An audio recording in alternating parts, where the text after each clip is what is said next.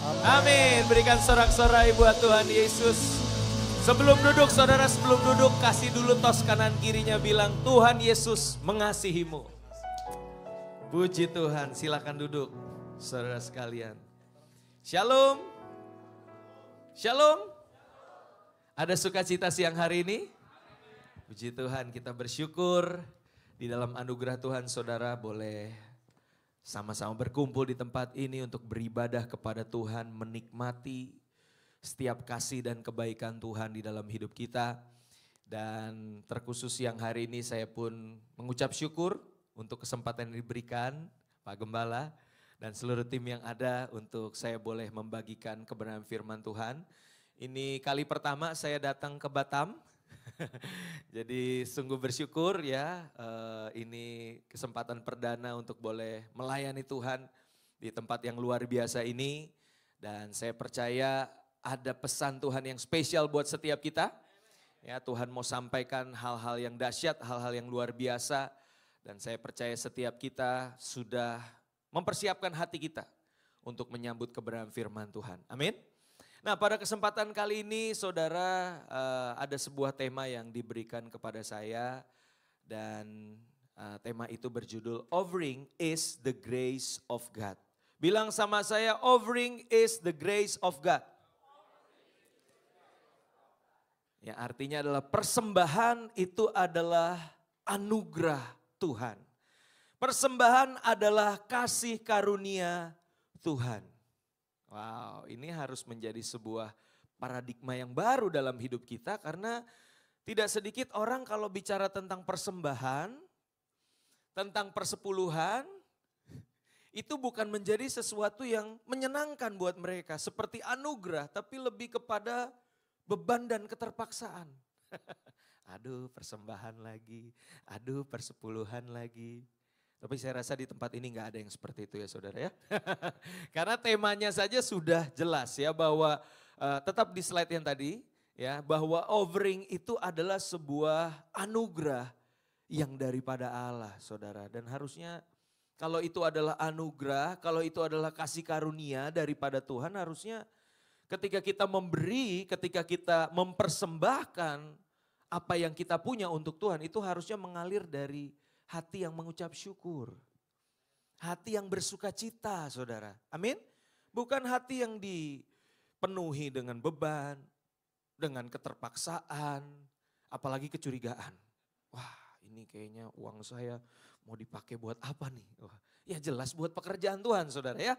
Nah, maka dari itu kita mau belajar sama-sama. Namun sebelumnya izinkan saya untuk memperkenalkan diri terlebih dahulu ya, karena ada istilah tak kenal maka tak sayang ya, walaupun ibu-ibu tolong jangan terlalu sayang karena saya sudah berkeluarga ya. Jadi ini keluarga saya, nama saya Randy Chandra Dinata. Shalom sekali lagi saudara. Saya dari Jakarta dan ini keluarga saya sudah menikah di tahun 2013, istri saya namanya Dita. Dan Dita ini anak pejabat saudara ya, pejabat itu peranakan Jawa Batak. Jadi papanya itu marga batubara, ada orang Batak di sini?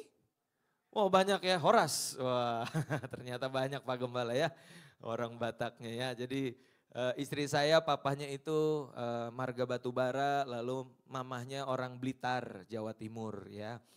Kami menikah tahun 2013 dan kami dikaruniai 2 orang anak. Yang laki-laki usia 10 tahun namanya Dominic dan yang perempuan namanya Emily usia 5 tahun ya, puji Tuhan.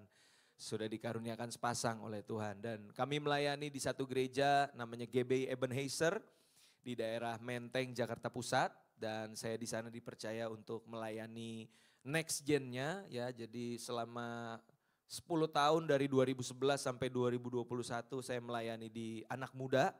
Jadi rasa-rasanya nanti kita akan banyak ngobrol ya, Pastor Jehan ya, supaya kita lebih banyak pelayanan untuk generasi muda.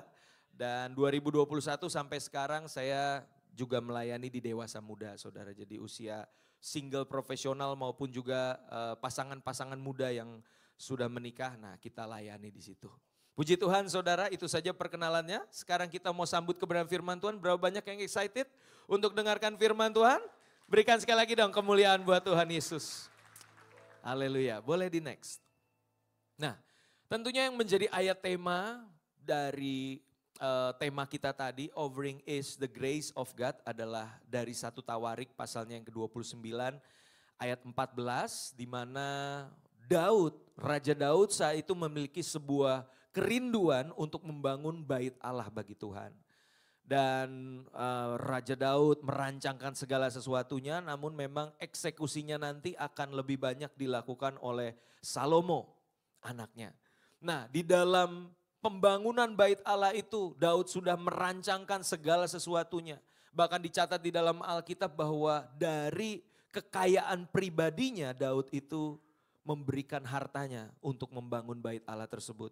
Sehingga dari keteladanan Daud maka banyak tua-tua Israel, orang-orang Israel saat itu pun dengan sukarela memberikan persembahan untuk pembangunan bait Allah. Dan di dalam rencana tersebut maka Daud mulai memuji Tuhan, mulai menaikkan doa syukur kepada Tuhan. Dan salah satu potongan doa itu ada di 1 Tawarik 29 ayat 14, dikatakan demikian. Kita baca bersama 2-3.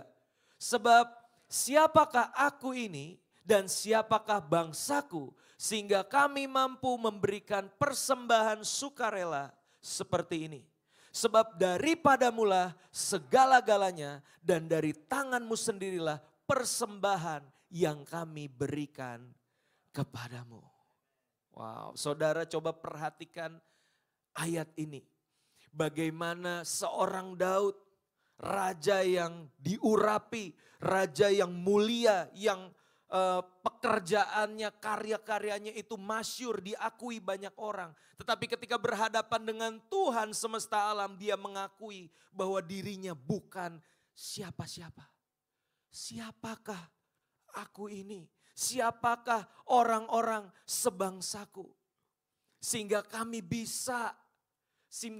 diperkenan oleh Tuhan untuk membawa persembahan sukarela kepadamu. Padahal saudara kalau baca itu ayat-ayat di atasnya itu enggak main-main saudara. Semuanya itu disalut dari emas ya kan, dari berlian, permata, semua ada di situ. Yang harganya mahal dan berharga. Tetapi itu tidak membuat Daud menjadi besar kepala dan merasa, iyalah saya punya banyak uang, saya punya banyak kekayaan, jelas Tuhan akan menerima dengan tangan terbuka persembahan saya. No. Dia tidak bermegah atas kekayaan itu, tetapi dengan kerendahan hati dia menyadari, siapakah aku ini dan siapakah orang-orang sebangsaku. Dan bahkan lebih jauh lagi di situ Daud menyadari bahwa segala sesuatunya itu berasal daripada Tuhan. Harta kekayaan yang aku punya itu bukan karena semata-mata karena jerih payahku, tetapi di balik itu ada tangan Tuhan yang mengangkat kehidupanku. Ada sebuah kerendahan hati di sini saudara yang kita bisa pelajari dan juga pengenalan Daud akan betapa mulianya Tuhan, betapa dahsyatnya Tuhan kita. Amin saudara. Nah maka dari itu boleh di next. Bahwa ini yang harus menjadi fondasi ketika kita bicara tentang pemberian atau persembahan kepada Tuhan. Bahwa dasar dari memberi itu harus dimulai dari humility.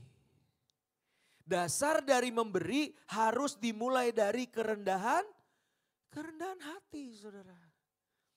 Karena seringkali kita lupa, kita tidak sadar ketika Tuhan mulai memberkati kita perlahan demi perlahan.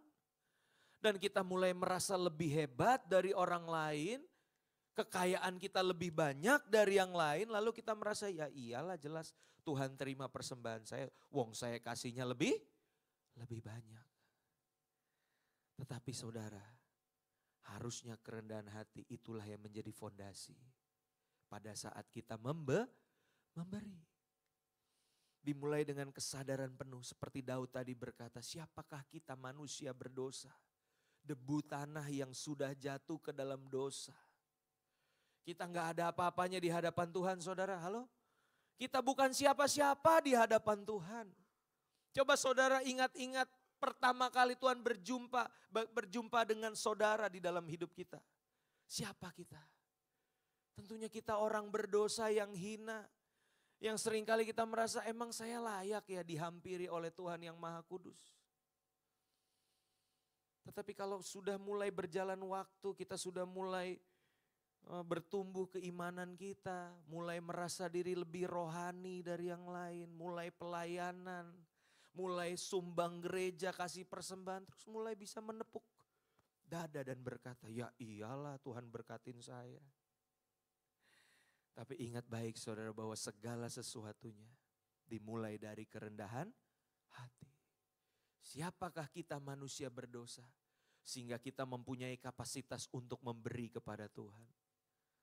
Sejujurnya gak ada yang bisa saudara.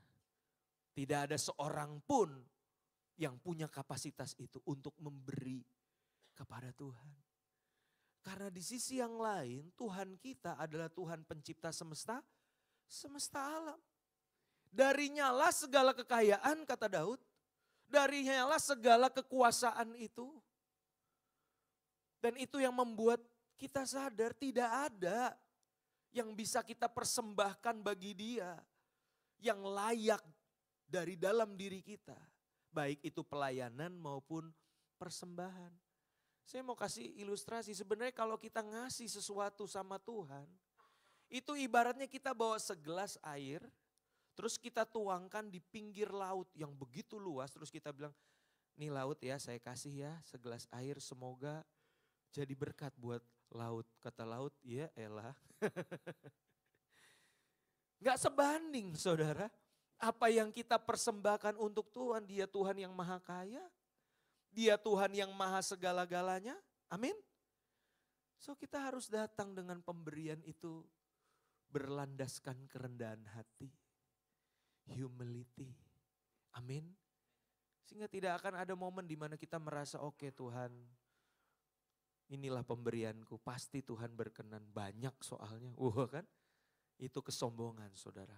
Ya, tetapi biarlah pemberian kita itu harus dimulai dari humility. Nah, ada satu ayat yang juga kurang lebih sama saudara ya, polanya sama. Kita temukan di dalam perjanjian baru. Kalau tadi statement yang keluar dari seorang Daud, ini adalah Paulus ketika dia memberitakan Injil di Athena. Kisah Para Rasul 17 ayat 24 dan 25. Dikatakan demikian. Allah yang telah menjadikan bumi dan segala isinya, Ia yang adalah Tuhan atas langit dan bumi. Tidak apa saudara?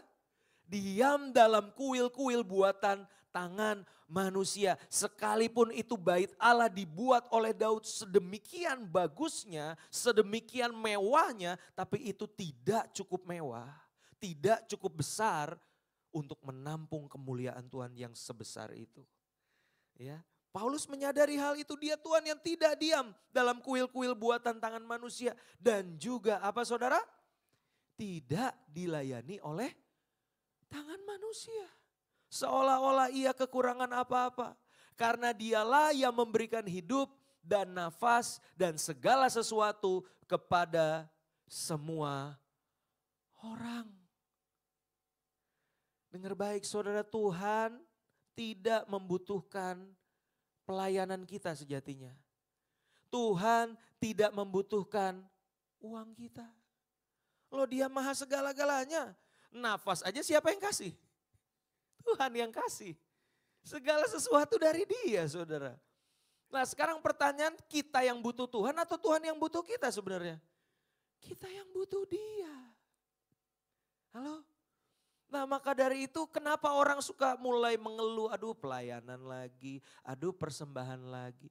Karena dia pada posisi itu lagi lupa bahwa sejatinya kita yang butuh Tuhan. Dan kalau kita dilibatkan oleh Tuhan di dalam kasih karunia-Nya untuk boleh ambil bagian di dalam pelayanan, untuk boleh ambil bagian di dalam kontribusi persembahan bagi Dia.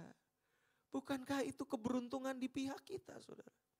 Halo, bukankah itu anugerah di pihak kita? Saya yang bukan siapa-siapa ini diperkenan oleh Tuhan untuk saya menjadi penyambung lidah bibir Tuhan menyampaikan firman-Nya. Bukankah itu keberuntungan di pihak saya? Halo, di dalam kemuliaan-Nya Tuhan izinkan diperkenan saya untuk bermain musik bagi dia, bernyanyi bagi dia, memberikan persembahan bagi dia. Oh terima kasih Tuhan, anugerah-Mu sungguh mempesonaku. Amin saudara, ini jadi fondasi saudara. Sehingga apa? Boleh di next. Ketika kita punya fondasi yang benar, maka mentalitas kita, mindset kita dalam memberi itu juga harus berubah. Memberi itu tidak sama dengan berinvestasi. Halo? Berapa banyak dari kita yang waktu memberi, di hati sudah ada satu kerinduan, Tuhan, aku sudah memberi, ibarat investasi, bulan depan harus cuan Tuhan. Bulan depan harus balik modal Tuhan. Waduh, emang Tuhan investasi bodong atau gimana? Enggak seperti itu konsepnya saudara. Kalau kita memberi kepada Tuhan itu bukan supaya kita memperoleh berlipat kali ganda. Walaupun memang prinsipnya berlaku. Tetapi ini bicara tentang sikap hati. Bukan supaya, tetapi karena Tuhan telah terlebih dahulu memberikan berkat bagi kita. Terlebih khusus berkat keselamatan. Siapa yang bisa bayar keselamatan jiwa? Tidak ada saudara. Keselamatan dianugerahkan, kehidupan yang sementara ini, pemeliharaan yang sempurna dari Tuhan. Bukankah itu adalah berkat-berkat yang telah kita terima terlebih dahulu? Sehingga ketika kita memberi, mentalnya udah bukan lagi tentang mendapat. Tapi ini adalah sebuah respon dari ucapan syukurku. Ini adalah sebuah respon dari betapa bersyukurnya aku. Karena Engkau Tuhan yang baik dalam hidupku. Amin saudara. Jangan berbisnis sama Tuhan, jangan bertransaksi, berinvestasi kepada Tuhan. Karena ini semua bukan tentang transaksional, tapi ini relasional saudara. Kekristenan itu tentang hubungan. Dan itu yang sedang kita bangun bersama Tuhan. Maka dari itu ketika Tuhan percayakan kita untuk semakin banyak melayani, bahkan memberi. Tidak akan ada momen di mana pada akhirnya kita yang berhutang, mulai bayar utang, lama-lama BEP saudara. Break even point, impas ya Tuhan. Kalau udah impas artinya apa? Saya melayani lagi, saya yang memiutangi Tuhan. Tuhan yang ngutang sama saya. Ya memang itu tertulis sih prinsipnya dalam firman Tuhan. Tapi ya mbok kita jangan punya mentalitas nagi-nagi Tuhan. Halo? Itu urusan biar bagiannya Tuhan memberkati kita kembali. Tapi bagian kita adalah tulus memberi saudara. Tulus melayani.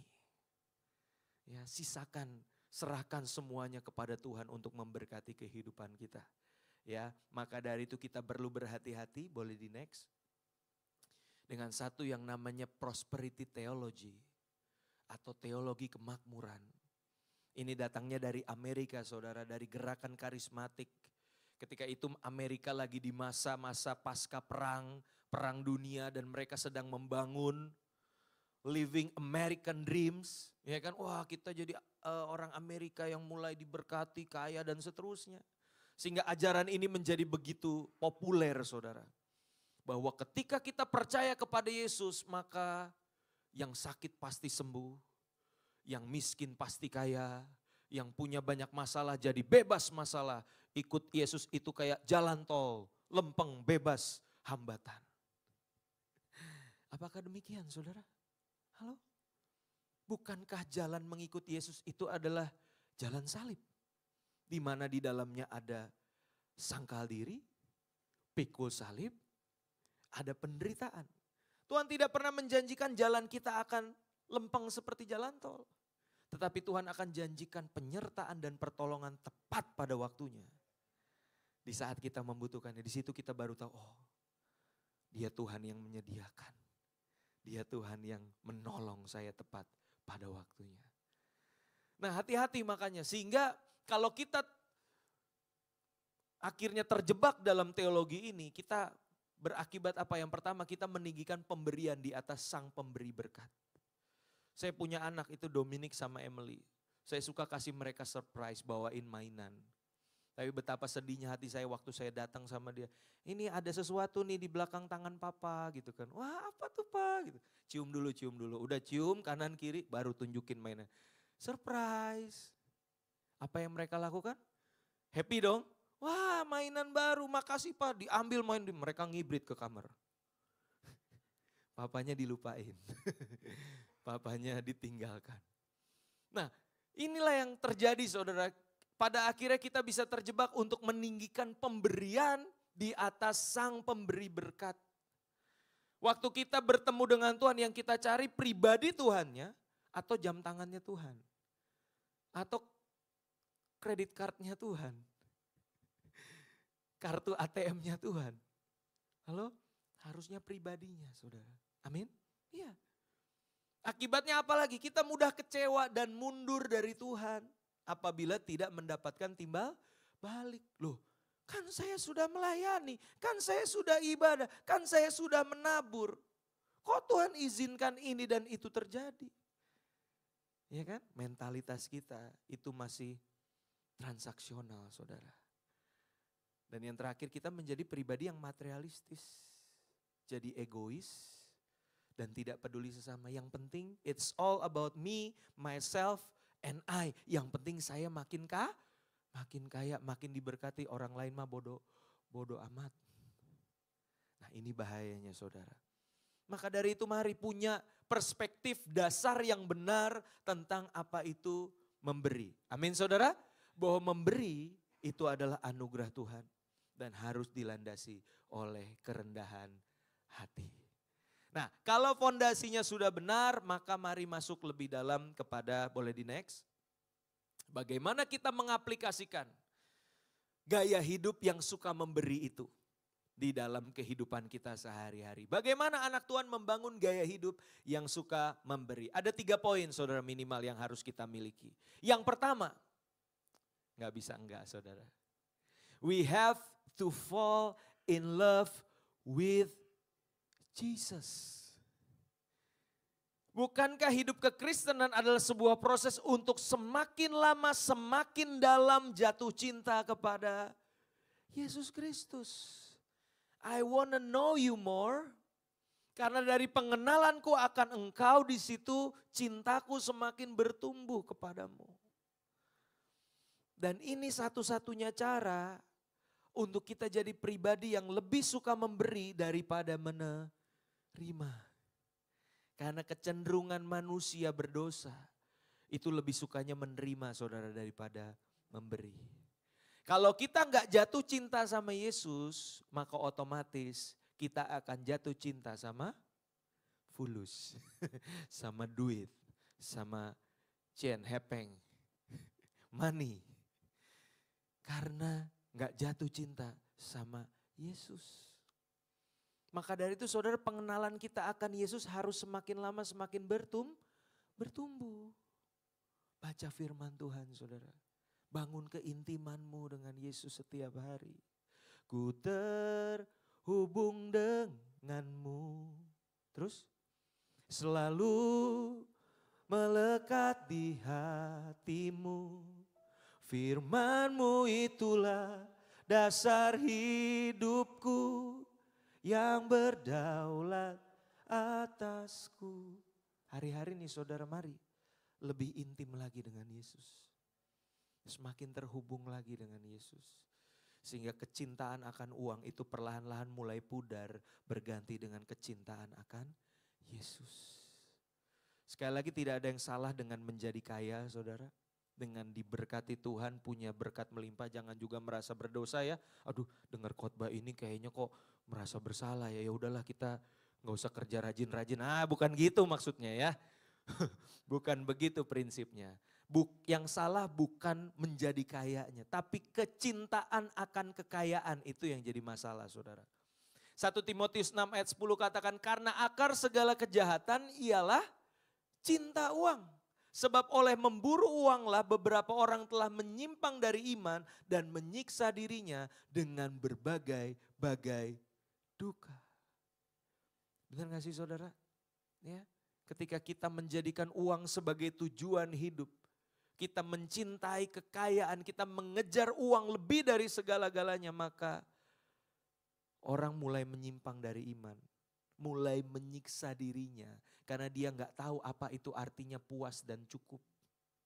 Dia tidak bisa mengucap syukur, selalu melihat orang lain yang lebih daripada dia. Di atas langit selalu ada langit. Nggak ada ujungnya itu saudara pengejaran kita. Tapi kalau kita belajar mencukupi diri kita dengan apa yang kita punya, mengucap syukur, disitulah kita bisa terlepas dari kecintaan akan uang saudara. Matius 6 ayat 24 juga dikatakan demikian, tak seorang pun dapat mengabdi kepada dua tuan. Karena jika demikian ia akan membenci yang seorang dan mengasihi yang lain. Atau ia akan setia kepada yang seorang dan tidak mengindahkan yang lain. Kamu tidak dapat mengabdi kepada Allah dan kepada Mammon. Di hati kita ada satu tahta dan hanya ada satu pribadi yang bisa duduk di sana. Kalau ada satu pribadi lain atau sesuatu yang lain selain Tuhan yang duduk di sini, itu dinamakan berhala. Dan Yesus gak bisa didudukan bersama-sama dengan berhala. Dan kadang berhalanya bukan barang. Ujung-ujungnya siapa? Diri sendiri. Kita yang pengen jadi Tuhan kan atas hidup kita. Terus kita bilang gini sama Yesus, Yesus gitu. Geseran dikit dong, duduknya bisa bareng gak? Yuk berduaan yuk duduknya. Gak bisa kata Tuhan. Kalau kamu yang duduk di sini, aku yang turun. Kalau aku yang duduk, kamu yang turun. So we have to choose, saudara. Kita harus pilih siapa yang mau duduk di tahta hati kita. Dan saya berdoa biarlah kita mengizinkan Yesus yang bertahta dan berkuasa di hidup kita. Amin saudara. Dan saat memberi, boleh di next. Prinsipnya gini. We cannot give what we don't have. Kita tidak bisa memberi sebelum kita memiliki. Prinsipnya itu terima kasih saudara. Ya, bahasa Indonesia terima kasih itu bagus banget. Terima dulu baru bisa kasih. Kita punya uangnya tapi kalau kasih Tuhan gak menguasai hati kita gak bisa ngasih itu. Maka kita perlu terima terlebih dahulu kasih dan kemurahan Tuhan di hati kita. Lewat pengenalan kita, lewat keintiman kita dengan Tuhan. Maka dari itu kita bisa mengalirkan berkat itu kepada orang lain. Dan sekali lagi berkat pemberian itu bukan soal nominalnya saudara. Tapi berkat pemberian itu harus mengalir dari hati yang berlimpah kasih kepada Tuhan dan juga sesama. Kita temukan di dalam Alkitab ada Zakheus yang bertobat, berjumpa dengan Yesus. Lalu di dalam perjumpaannya itu Zakheus berkata, Tuhan setengah dari milikku akan kuberikan kepada orang miskin. Bayangin saudara, itu pemungut cukai, orang kaya loh saat itu. Setengah dari kekayaannya diberikan kepada orang miskin. Dan sekiranya ada sesuatu yang kuperas dari seseorang akan kukembalikan 4 kali lipat. Wah bayangin saudara, itu hartanya Zakheus pasti terkuras itu saudara. Terkuras signifikan tapi dia lakukan itu karena hatinya dipenuhi kasih Tuhan. Itu berkenan di mata Tuhan. Pemberian yang jumlah nominalnya bisa dibilang banyak. Tetapi jangan lupa ada juga kisah tentang seorang janda miskin yang memasukkan 2 peser ke dalam peti di bait Allah.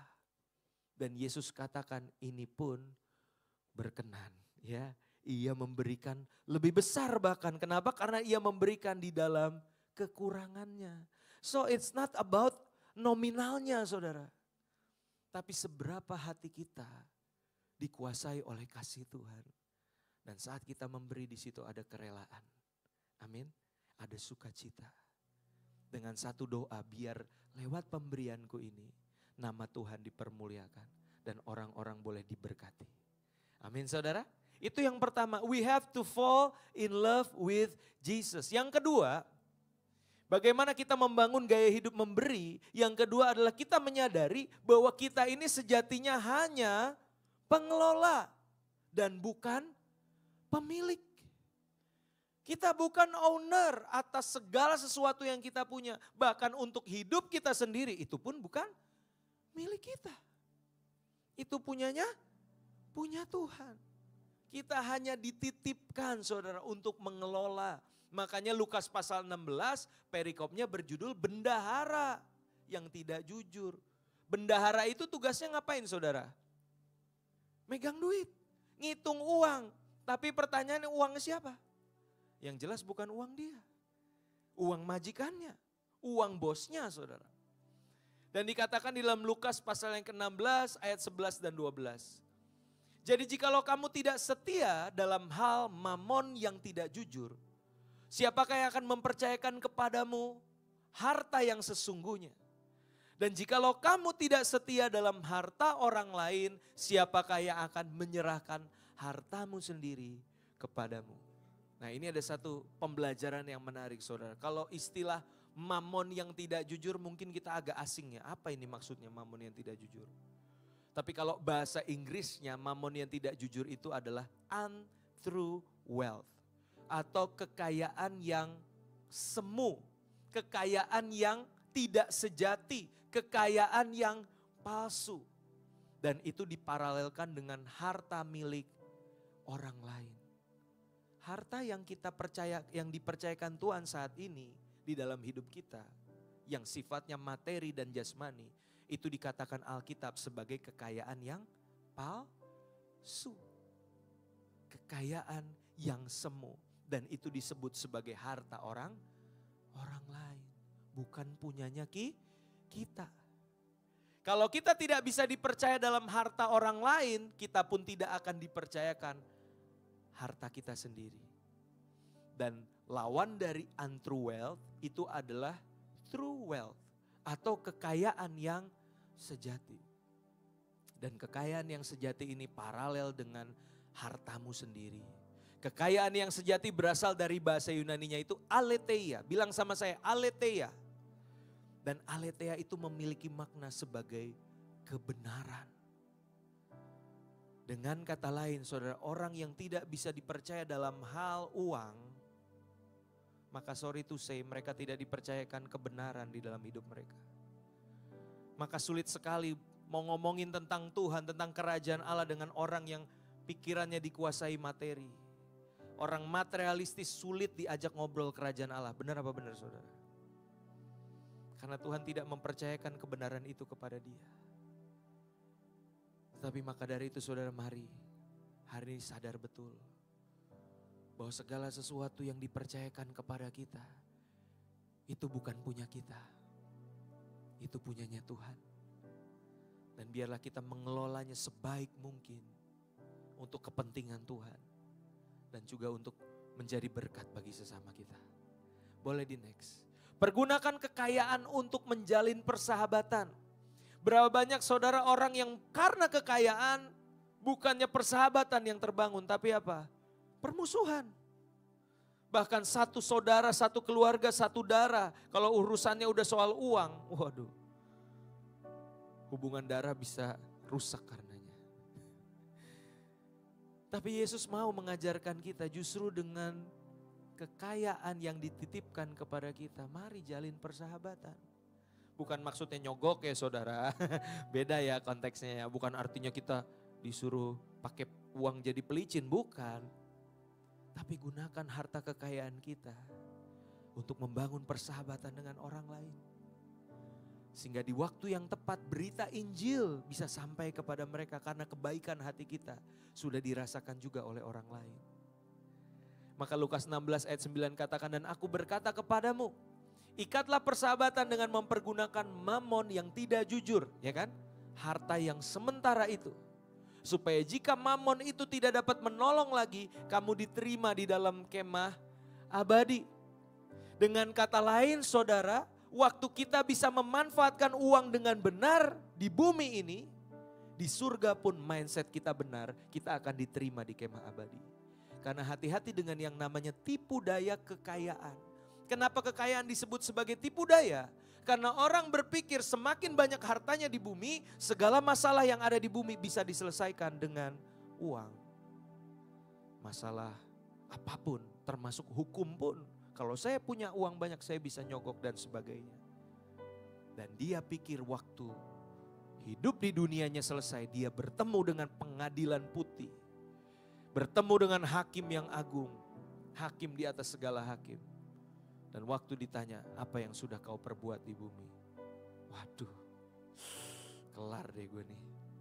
Mulai raba-raba, kantong, dompet mana dompet. Dia pikir Tuhan bisa diselesaikan dengan uang, saudara. Masalah pengadilan terakhir bisa diselesaikan dengan kekayaan yang dia punya. Tipu daya kekayaan membuat mindsetnya rusak.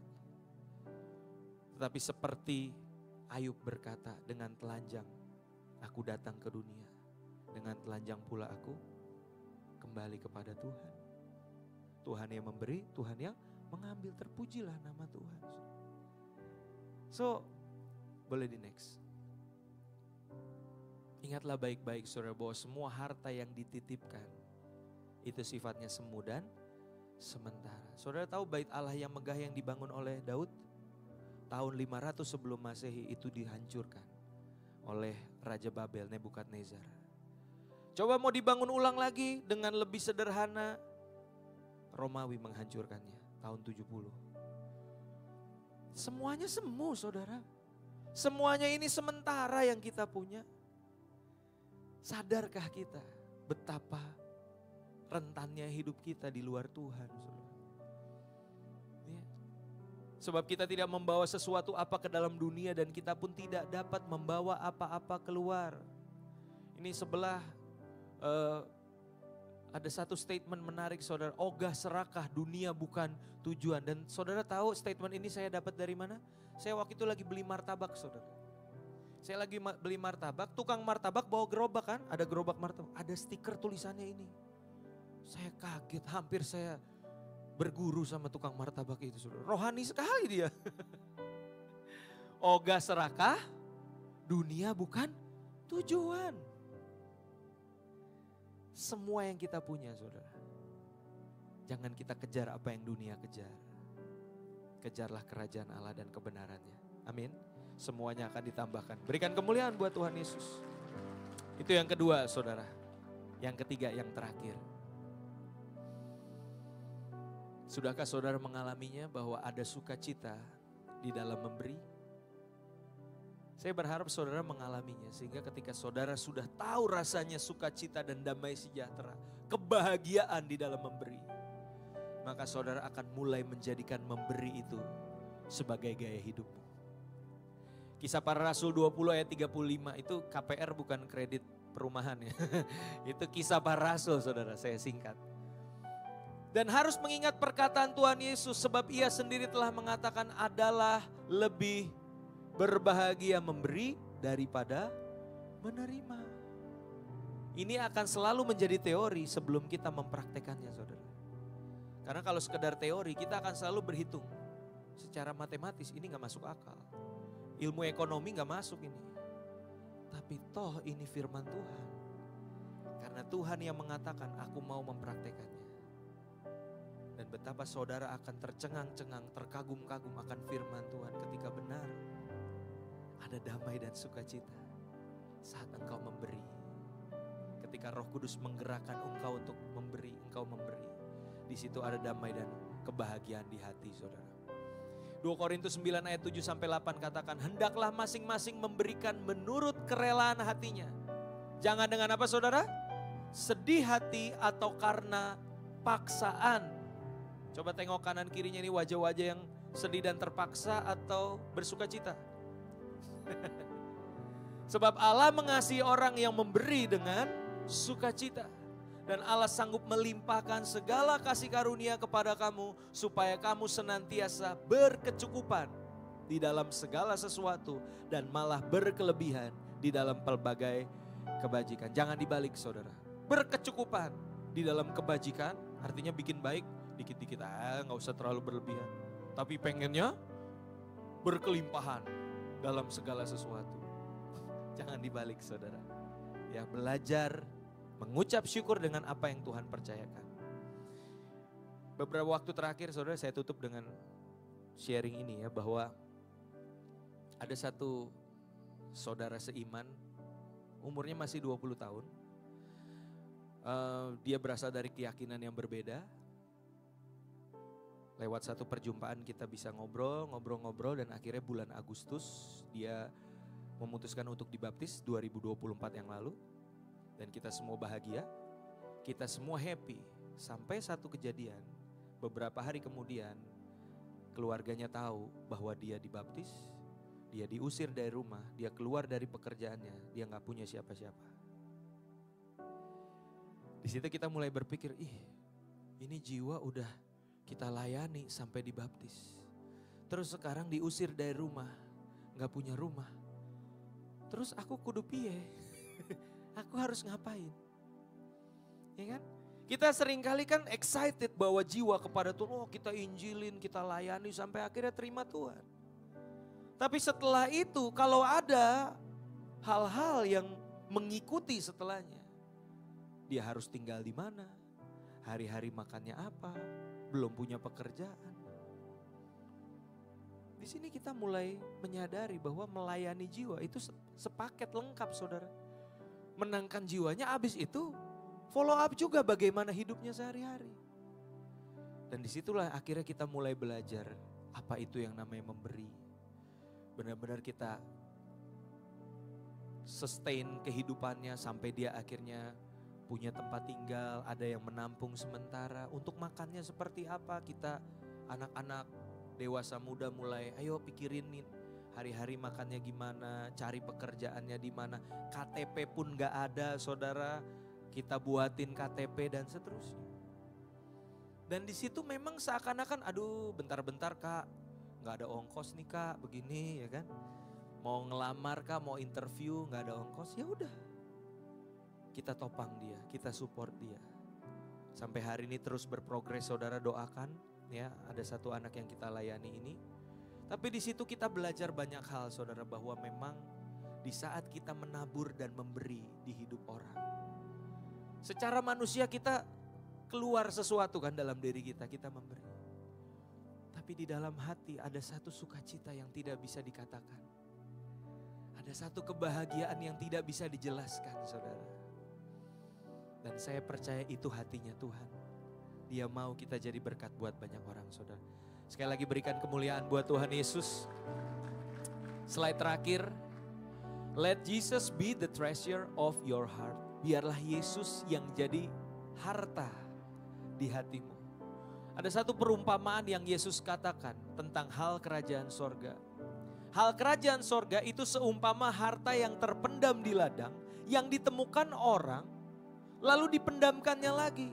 Oleh sebab sukacitanya, pergilah ia menjual seluruh miliknya, lalu membeli ladang itu. Perhatikan kata oleh sebab sukacitanya. Saudara, kekristenan itu bicara tentang kita menemukan kerajaan Allah dan kebenarannya. Maka dari itu segala sesuatu yang kita punya kita lepaskan untuk kita memperoleh kerajaan Allah itu. Tetapi lepaskannya bukan dengan duka dan paksa, tapi dengan sukacita. Saya berharap saudara, tema ini tidak menjadi hanya sekedar tema.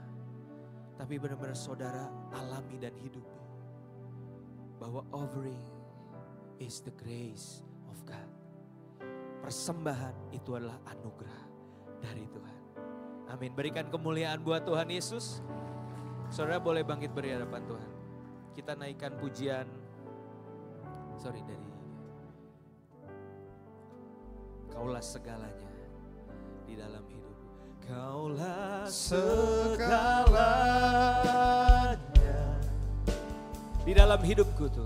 Di dalam hidupku.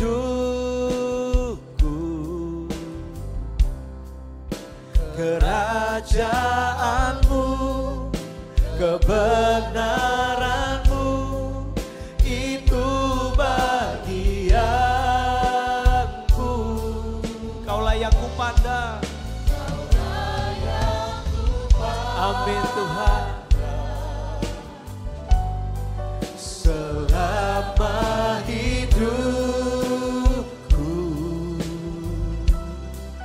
mengasihimu,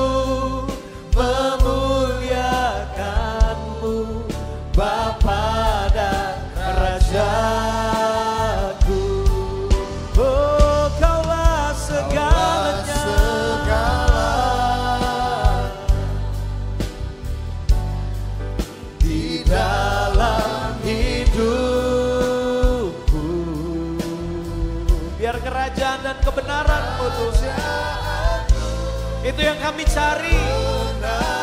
Itu yang jadi bagian kami Tuhan. Amin. Oh, Kaulah yang ku pandang selama hidupku, mengasihimu, memuliakanmu, Bapa dan Rajaku. Saudara boleh angkat tangan di hadirat Tuhan. Kaulah segalanya di dalam hidupku Tuhan. Di dalam hidup, biar kerajaan dan kebenaran kerajaanmu itu yang jadi bagian hidup. Kebenaranmu itu bagianku. Biar mata rohani kami senantiasa memandang kepada Engkau saja Tuhan. Selama hidupku, selama hidup, haleluya. Mengasihimu, memuliakanmu, Bapa dan Rajaku. Berikan kemuliaan buat Tuhan Yesus. Kaulah segalanya di dalam hidupku, kerajaanmu, kebenaranmu itu bagianku. Kaulah yang ku pandang selama hidupku,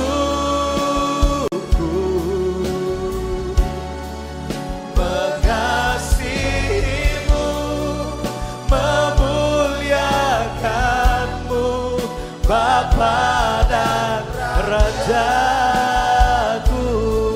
Mengasihimu Tuhan, mengasihimu, memuliakanmu, mengasihimu. Amin. Sekali lagi mengasihimu, mengasihimu, memuliakanmu,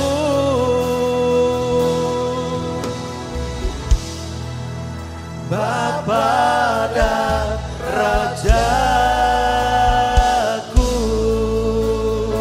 Berikan sorak-sorai kemuliaan buat Yesus. Haleluya. Haleluya. Haleluya. Haleluya.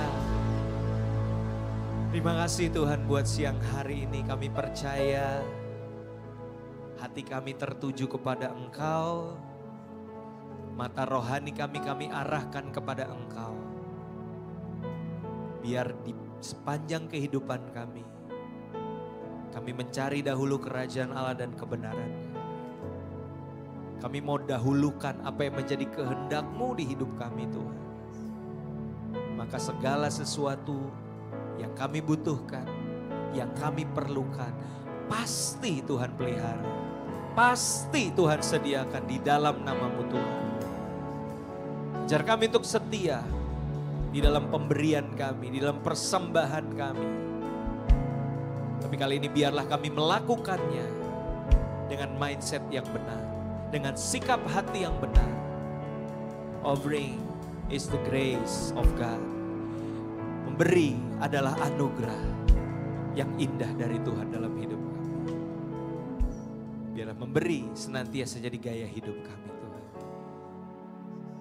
Hamba-Mu berhenti berbicara Tuhan, tapi biar firman-Mu terus berbicara dan mengingatkan kebenaran itu di setiap hati kami. Sehingga hidup kami senantiasa diberkati untuk menjadi berkat buat banyak orang. Hanya di dalam nama Tuhan Yesus. Semua dari kita yang diberkati Tuhan, mari sama-sama kita katakan. Amin. Berikan sorak-sorai buat Tuhan Yesus. Silakan.